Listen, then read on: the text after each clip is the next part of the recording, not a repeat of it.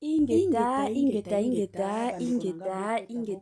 la famille, ingeta bande konanga, ingeta biso tozana makambo awa na bino bokota dossier sur dossier affaire sur affaire makambo sur makambo bande konanga kolala kolamukana ya moto kolala kolamukana makambo kolala kolamukana ya somo kolala kolamuka surtout na ya sukaina bande konanga je m'excuse na ndenge moko ya somo penza mingi makasi. Bonjour, bonsoir et surtout bon après-midi. Et cela ne dépendra de l'heure à laquelle bonjour, bonsoir et surtout bon après-midi. Bienvenue surtout sur notre chaîne qui sont officielle. Bienvenue na balandinyo soyakala. Bienvenue na baonyo so ya sika. Kande tolobaka toujours et encore. Boyei malamu na chaîne na biso ya kisongi officielle. Chaîne moko kitoko, chaîne ya ba analyse somo, chaîne moko ya ba information pas possible. Bande konanga kandenge boyebi so keza mbala liboso ya kokota na chaîne na biso ya kisongi officielle. En tout cas tosenga na bino bo s'abonner masi vraiment. Tango bozo s'abonaka bongo bobo sana pete kopikaka sur ngonga ya notification malamu ya ngonga wana ezalaka ke à chaque fois que kisongi officiel aobanotiaka ba vidéo ya sika bokozala directement informé. En tout cas, bossale la biso partage la famille, partage mon combat, partage ezalaka toujours et encore cop na biso. Tolingaka ba partage na bino, to sepelaka pe na ba partage na bino. Ba partage nde salaka ke ba vidéo na biso et tambolaka na ndenge moko ya kitoko. Voilà. Bande konanga makambo sur makambo, dossier sur dossier, affaire sur affaire concernant notre comédienne à Congo ya Gesho. Bandi ebele bayebi tonton Gesho basepelaka na ndenge ajwaka ye penza alingaka buzoba te tonton Gesho alingaka na ye buzoba te toyebi ke kilelo oyo na monde surtout ya théâtre ebele ya batu surtout bakroni mama kroni fati bakomi kopakola ebele ya bacomédien buzoba mais eza na bacomédien mosusu bayebi ke awa bakotaka te awa penza soki notification yo moko osimbi moto neti côté ya tonton Gesho en tout cas côté moyen okota côté na ye ekosimba te parce que ye penza asakanaka te alingaka pe buzoba te voilà bandeko na ngai toyaki kolala kana kolamukana sango mwasi na ye abuti nini ekomeli mwana na bango apres kobota ya mwasi na ye ebele ya bato biso nyonso toyebaki tonton Gesho ntango abalaki mwasi na ye na kombo ya madame Vignel ebele ya bato bafinga mwasi ya Gesho bafinga ye aza na monoko monene bato mosusu aza na tolo donc makambo penza ebele elobamaki kaka apres bala na bango mais oyo toye koyoka ebele penza kande boyebi congolais ye alukaka toujours azalaka na côté place kaka matière biso ezate ya kaka aluka na yebi bato ebele bayebi Franco Diogo bao bayebi te azalaka politicien ya mboka na biso azalaka opposant ya son excellence Félix Antoine Tshisekedi abundisaka kovanda ane ya liboso Félix Antoine Tshisekedi na ndenge moko ya somo ye pe azalaka aferaka parti na groupe ya M23 na bato ya AFC donc parmi barebele oyo bazobundisaka biso bato baofinga ndeko na biso na kombo ya Franco Diogo ye pe azalaka moko na bango alors eye kosala ke nzoka na bane oyo nyonso papa na biso Franco Mulaja oyo toyebi mosala nzambe azalaka pe moto azozongela neka bavideo na ye na batiktok Franco Diogo bato ebele kofinga pe bamakambo na ndenge na nga makambo nyonso moi je me rappelle même eza na basérie na poisa tango bakomi na frère Franco Mulaja akomona na wapi bafarenaki bafoto na bango eye kotambola sur les réseaux sociaux bavideo na bango ndenge baparenaki eye na famille na ye basi bakimi bandeko na ngai ezalaki année ya sika solo ya sika agrandissement de troisième jambe kimobali esalaka te mpe eza mokie mama azosepela te na mbetu na gavke elamu soki feti ezongi bamama mpona baproblème ya mabota myome fibro trompe kis règle abondante ménopause ata okomi na 65 ans mama okobota mwana yoka bien dépression maladie mentale autisme ata mwana alobaka te mokulu makasi to mpe alalaka te tozali na solution na gavcare mpona loposo totikali nsima te vergete babengi nduta bouton tache 5 jours ya bamba oteli lokola lilala te uniforme tozali na gamme complet ya kopakola ya injection ya comprime ya suppositoire esengo ezali mama olingi ovindisa tolo pe nsima sans opération benga biso na lombangu papa mama yo oyo otungisama mingi na maladi ya hémorroïde interne to pe externe yoka na 2 jours ya bamba omoni changement ya solo ebongo mpona bokono ya diabète AVC tension to pe obésité gavcare golo solution perte de poids naturellement okokota salle de sport teo na kisi ya comprimé pe injection na gavcare ozongi mobimba baproduit na biso ezali 100% naturel esalemi na baplan na baindustrie ya Allemagne pe Angleterre na gavcare okosepela. La santé n'a pas de prix, la Congolais soki asombi matière asombaka Congolais bafinga mwasi ya gesho soki okobate la santé na yo mama marraine mobimba okote ya fiel na yo nini yo kutu kobota ozobotaka te ozobotaka te otikali kaka basapologie otikali kaka olataka o mabe bastyle okendaka boye mabe obinaka mabe bafinga mwasi ya gesho yango gavcare ayeli bino basolution makasi nzambe ya bolingo na ye ka ndenge bible eyebisaka biso ke nzambe asalaka makambo nyonso na ngonga na ye nzambe asalaka makambo na ngonga ya bato te me asalaka makambo nyonso mpenza na ngonga na ye moko soki amoni ke makambo ifo nasala ye moko asali yango soki amoni ke oyo nakosala te ye moko akosala bandeko na nga toye kolala kaka na kolamuka lelo oyo na ba 13h toye kozwaka sango te mwasi ya gesho nazozonga mpona kosalaka mwa analyse de mariage wana bandeko mosusu oyo bayebaka te gesho na question était simple. Qu'est-ce que les Rwandais n'est pas, ce ne sont pas des enfants du cœur. Bokopesa bango nini, laki bango nini. Congolais yeba. Bokopesa Rwanda nini, bango nde bana si bana bino bozo soutenir nanga. Bokopesa bango nini, bolaki bango nini.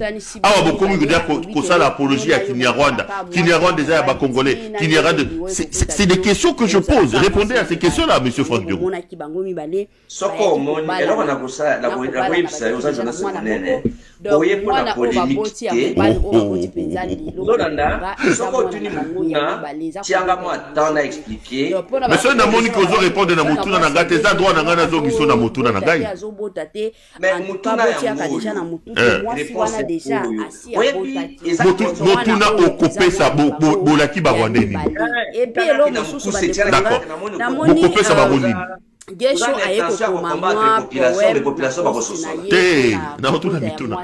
Mais commençons par critiquer d'abord, par condamner l'acte du Rwanda. C'est une agression. Il s'agit ici d'une agression, monsieur Franck Diogo. C'est là que moi je ne vous comprends pas. Mais il y a près de 10 000 militaires rwandais qui ont fait la guerre à Goma. Nous sommes dans une agression, monsieur Franck Diogo, ici. Le Rwanda est à Goma, vrai ou faux? Est-ce que tu as le temps de me laisser parler? Tout ça c'est pour protéger les Rwandais. Tout ça, donc le Rwanda n'a pas sa part des responsabilités dans ce qui se passe. Mais vous répondez comment aux Nations Unies qui accusent le Rwanda notamment dans l'évasion de Goma d'avoir envoyé des milliers de soldats à Goma.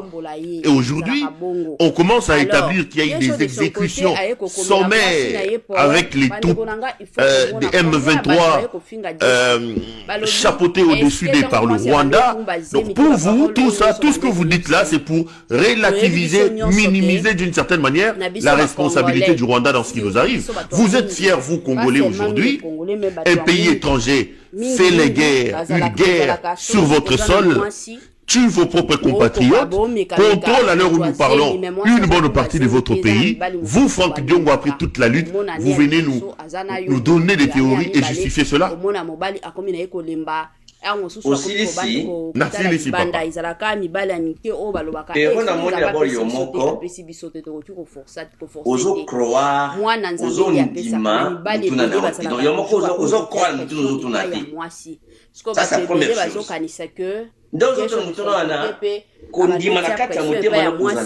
non, moi je ne fais que poser des questions. Je mets sur la table des éléments. Les lots, il y a des rapports des Nations Unies qui annoncent que des milliers de soldats rwandais ont traversé dans cette guerre des Goma. C'est l'armée rwandaise via ses unités spéciales qui a fait la lutte à Goma. Ça c'est clair. Les Nations Unies vous disent qu'à l'heure où on parle, il y a eu des exécutions sommaires du Rwanda et des troupes de M23 à Goma, chez nous. Et au moment où nous parlons, c'est le Rwanda via son armée qui contrôle Goma. Quand on s'appelle Franck Diongo et qu'on a lutté, on ne peut pas être fier de soutenir une force derrière laquelle il y a l'armée rwandaise quand même. Est-ce que c'est quoi ça m'a tant à répondre yo?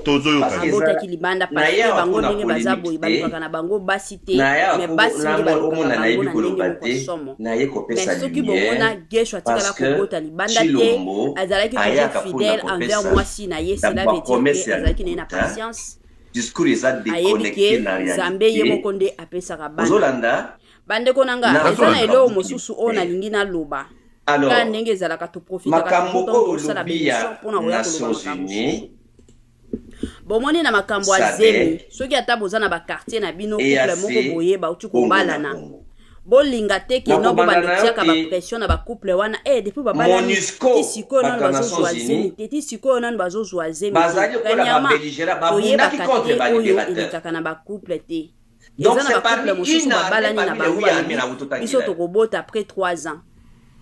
Donc bakoki kovanda na bango botaka bango bavanda basepela baza crédible te elingo lobani no tango bato babala na kaifoka kababota couple na couple ezalaka na oyo solola couple na couple ezalaka na ndenge emonelaka makambo soki bango lobato zoyoka soki tango ozoloba olingo discrédité Nations Unies qui rapporte na bango za lokuta na bango kobota te etali bango ezalaka te ke no bino bobanda kotalelaka nga na kamwaka komona mpe bato mosusu omoni bakomi na kokonte akomi kokontele bomoni ke bosali déjà 2 ans de mariage mais ata soyo eza te ntango bakende olinga na yo ozalaki les peuples congolais ces invitation que non yo banda kolandela la population congolaise parce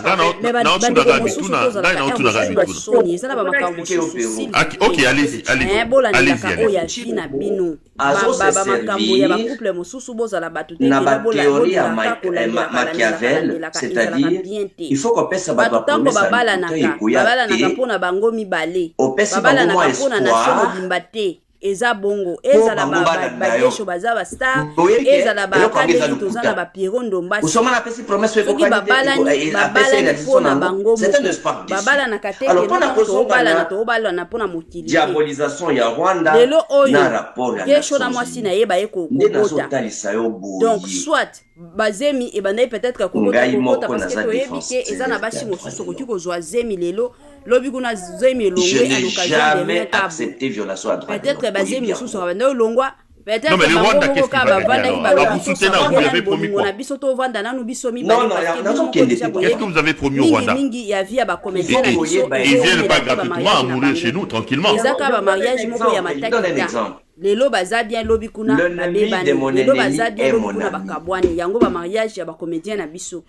soki na kote na bango bamonaki ke tozala bien tovanda nanu tozala nanu ensemble te tosepela na bolingo na biso basepeli na bango toutes les rébellions Tshisekedi n'était pas agent du Rwanda Tshisekedi n'était pas membre de la rébellion ce n'est pas parce que je tiens un discours de vérité que tu vas indexer ce que tu vas indexer Moutalinga finga fingi Moutalinga loba mabano quand tu es dans la vérité tu ne tiens pas compte de ce que les gens vont dire je m'assure que tu dois donner la voix aux Congolais la lumière pour les Congolais marcher les pommes n'est pas on promet quoi mais lorsque les gens ont des intérêts communs aujourd'hui na ebiso que nyoka akoti na ndako chilombo eza nyoka moto tu akoya kosunga mpona obenga na nyoka na kato na mokuse si c'était un sorcier il faut ya kindoki na ye ngai na kondima ndoki yaka obenga na nga nyoka Si c'est un pasteur yaka sambiro bengana nyoka. Si c'est un fou na liboma na ye akubanga nyoka te kindo bengana nyoka. Soko moto ya yebi ke akocha moto milinga wana menda ke zikate ayachi moto. Donc aujourd'hui, les saluts de Congolais, d'abord to bengana nyoka, tuka kutama mandako après. Soko yebi amote.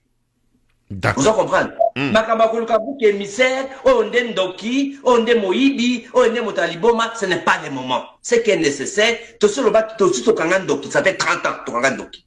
Il faut un discours d'action et de responsabilité pour pousser les Congolais à se prendre en charge. Voilà, nabandi ebela batuto tuko yoka, ebela batuto tuko landa, kande na lobaka toujours et encore. Je m'excuse, eza na makambo mosusu tosalaka ba interview, eza pe na makambo mosusu moye tosala ba interview, eza te pe ekotikala kozala te. Tosala ba commentaire plutôt.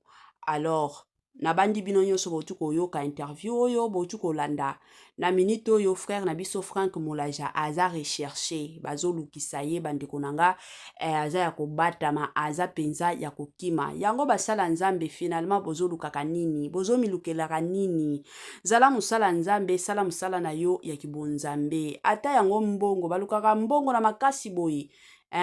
Balukaka mbongo na makasi ya boye te. Makambo oyo ya ba politique yango wana bomona lelo oyo couple Coutinho bakoma bilobela lelo na ba réseaux sociaux. Pourquoi? Parce que na kala déjà bakoma ki na bango moko komikotisa na makambo politique. So yo ozalaka pasteur, makambo politique etali yo te. Ndenge pays ezokende yo sambela kaka nzambe atia kimia c'est fini. Okotikala kozala na problème te. Mais soki okozala kaka basali boye bakendaki yo lingi olakiseke non oyebi nzambe koleka batu nyonso ekozalela yo kaka pasi pe mawa. Voilà. Suka nanga yango yo bandeko nanga bo s'abonner massivement, bo partager les biso vidéo, bo aimer, bo liker ekosala biso malamu mingi. Tokomona na lisusu soki nzambe apesi biso bomoi na ba émission na biso mosusu. Bye bye et à la prochaine.